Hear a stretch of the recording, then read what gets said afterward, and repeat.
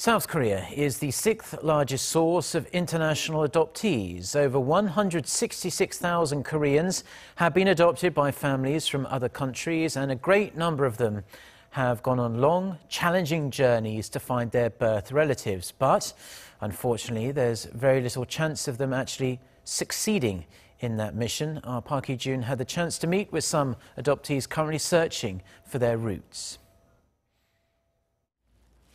It was not their choice to leave their country of birth or their parents, but the tens of thousands of Koreans who were adopted by overseas families often live with an unbearable curiosity about their origins.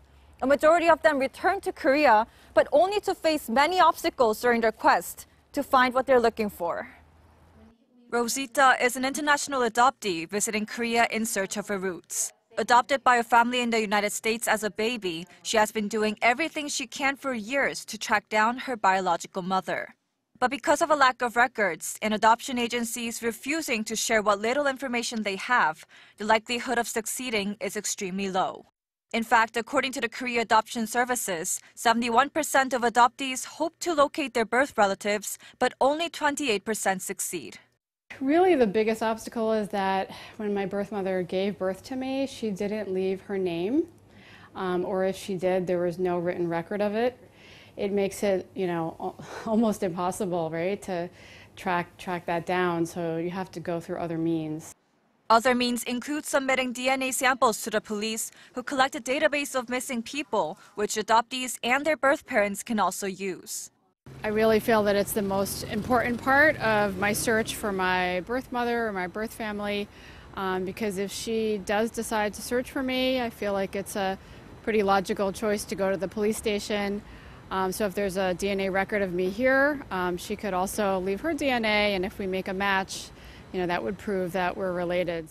To make it easier for the two sides to reunite, experts say there needs to be a shift in Korea's overemphasis on privacy protection. The protection of the birth parents' privacy conflicts with the adoptee's right to know. There needs to be more discussion among lawmakers and experts in the field. There's only so much we can do for adoptees within the boundaries of the law.